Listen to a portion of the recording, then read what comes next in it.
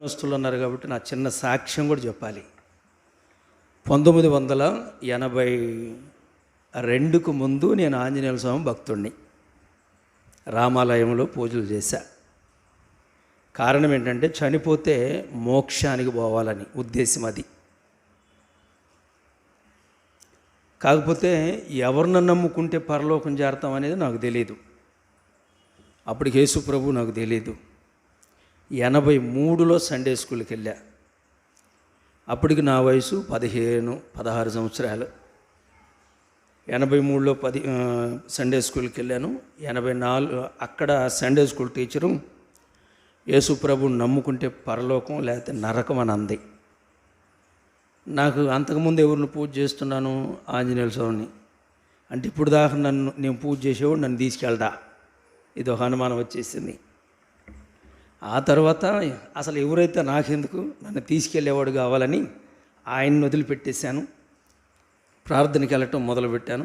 84 అంతా ప్రార్థనకి వెళ్ళాను. 1985లో ఒక కుటుంబ ప్రార్థనలో స్తుతి కూడికలో అపోస్తుల కార్యాల గ్రంథం 16, 30, 31 వచనాల ద్వారా నేను రక్షణలోనికి వచ్చాను. అయ్యలారా, రక్షణ పొందుటకు నేను ఆలోచన కలిగి ఉంది అదే కాబట్టి ఆ వాక్యం ద్వారా నేను రక్షణ పొందాను. 85లో రక్షించబడ్డాను. 86లో వివాహమైంది. 87లో నేను నా భార్య ఇద్దరం కలిసి బాప్తిసం తీసుకున్నాం.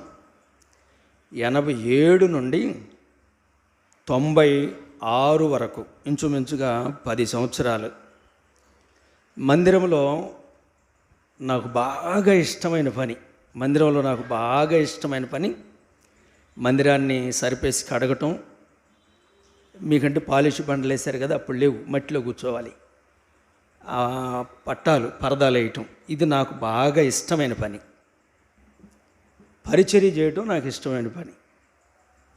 నేను ఎక్కువగా పాడతాను, కానీ నాకు మహా సిగ్గు అన్నమాట.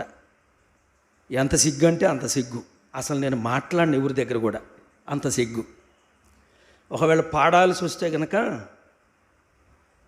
ఇంచుమించుగా ఒక 4-5 కిలోమీటర్ల దూరం వెళ్ళి పొలంలో అక్కడ పాడుకునేవాడిని ఒక్కడనే. అది కూడా సినిమా పాటలు. అప్పట్లో ప్రభులో రాకముందు పరిచర్య నాకు బాగా ఇష్టమైంది. మందిరాన్ని గడగటం, చాపలేయటం.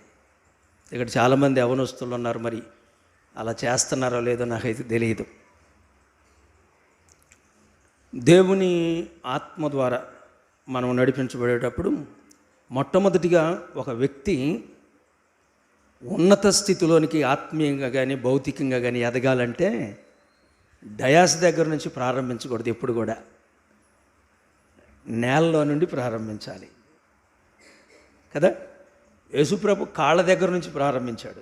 కాళ్ళ దగ్గర నుంచి మనం కాళ్ళు కడుక్కోం, కానీ పరిశుద్ధులు నడిచి వచ్చే స్థలాన్ని శుభ్రం చేస్తే సరిపోతుంది. అది నాకు ఇష్టమైన పని. 96, 97లో సంఘ పెద్దలను చేయాలనుకున్నప్పుడు నాకు తెలియకుండానే, నాకు చెప్పకుండానే సేవకులు 3 నన్ను కూడా సంఘ పెద్దగా చేశారు. 92లో సేవ పిలుపు వచ్చింది. దేవుడు నిజంగా సేవకు పిలుస్తున్నాడా లేదని 7 సంవత్సరాలు ఆగా. అసలు సేవ నిజంగా పిలిపేనా ఇదని, లేక ఉద్రేకంగా ఆళ్ళనేళ్ళను చూసి నేను సేవకు రావాలనుకుంటున్నానని. తర్వాత దేవుడు వాక్యం ద్వారా మాట్లాడాడు. 92లో దేవుని పిలుపు. 4 సంవత్సరాలు ఆగాను, లేక 5 సంవత్సరాలు. 97లో గుంటూరుని ఆనుకొని ఇందాక దేవుని సేవకులు చెప్పినప్పుడు వింజనంపాడులో సంఘం ఏర్పడింది. ఆడ మందిరం కట్టబడింది. మందిరము ప్రతిష్ట, నా సేవ ప్రతిష్ట ఒక్కరోజే జరిగింది. ఆ సేవ ప్రతిష్టలో మేడపాడు ఐజక్ గారు, కే ఐజక్ గారు, ఇమ్మానుయేల్ గారు, ఆ తర్వాత ఎన్ ఆనందరావు గారు, వీళ్ళ 3 జరిగించారు. నాకు 2 అబ్బాయిలు. పెద్ద అబ్బాయి 9వ తరగతిలోనే యేసు ప్రభుని నమ్ముకున్నాడు. రెండోవాడు 8వ తరగతిలోనే ప్రభుని నమ్ముకున్నాడు. 2 ఆరాధన చేసేవారు. దేవుని మహాకృపను బట్టి ఈ ప్రాంతంలోనే జోషి గారు 2 అమ్మాయిలని మా 2 అబ్బాయిలకు చేసుకున్నాం. వారు 2 ప్రస్తుతానికి ఉద్యోగంలో ఉన్నాడు. చిన్నబాబు నాతో కలిసి సేవలో ప్రస్తుతానికి సహకరిస్తున్నాడు. గుంటూరులో కూడా 2020లో లాక్డౌన్లో సంఘం ఏర్పడింది. ఆ 2 స్థలాల కొరకు మీరు ప్రార్థన చేయండి. పెద్దబాబుకి 2 అమ్మాయిలు, చిన్నబాబుకి 1 అమ్మాయి, మొత్తం కలిసి ఇప్పుడు 3. నాకు అమ్మాయిలు లేనందుకు దేవుడు రెట్టింపిచ్చాడు 3 కదా. సహజంగా ఎక్కువగా ఎవరిని కోరుకుంటారు? అబ్బాయిలనా అమ్మాయిలనా? మీకల్ని చూడకూడదు, ఇటే చూడాలి. అబ్బాయిలనా అమ్మాయిలనా? నిజం చెప్పండి. పైకి అమ్మాయిలు అంటాం కానీ లోపల అబ్బాయి పుట్టలేదే అని అనుకుంటాం కదా. ఇద్దరూ అవసరమే, కానీ వీరిద్దరిలో ఎక్కువ ప్రేమను పంచేది అమ్మాయి. మీరు ఒప్పుకోకపోయినా ఇది ఇంతే. అమ్మాయి అని అంటే ప్రేమను పంచేది, ప్రేమను ఇచ్చేది తల్లిదండ్రుల విషయంలో. అది దేవుడు అలా పెట్టాడు. ఇక అంతే. సహజంగా కోరుకునేటప్పుడు ప్రభు నీ చిత్తమైతే అయ్యా అని నేను ఎక్కువగా అమ్మాయిలు పుట్టిన వారు ధన్యులు అని చెప్తాను. అసలు ఏకంగా ఒక కూడికలోనైతే ఒక ఆయన వాక్యం చెబుతూ అన్నాడు, నేను నా కూడికలో, అసలు అమ్మాయిలు పుట్టాలంటే ఎంత పుణ్యం చేసుకోవాలో అన్నాడు ఆయన.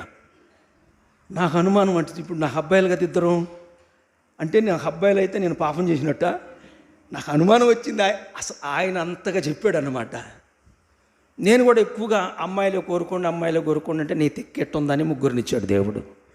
మనసులో అమ్మాయిని కోరుకోండి అన్నాను, కానీ లోపల ఏముంది? అబ్బాయి కావాలనే ఉంది. ఏదేమైనా దేవుడిచ్చాడు. పెద్ద మనవరాల పేరు పవిత్రవి గ్రేసు, 2 అమ్మాయి పేరు తెరిసి గ్రేసు, 3 అమ్మాయి పేరు సూసన్న గ్రేస్. వారి కొరకు ప్రార్థన చేయాలని ప్రభు పేరిట ప్రేమతో తెలియజేస్తున్నాను.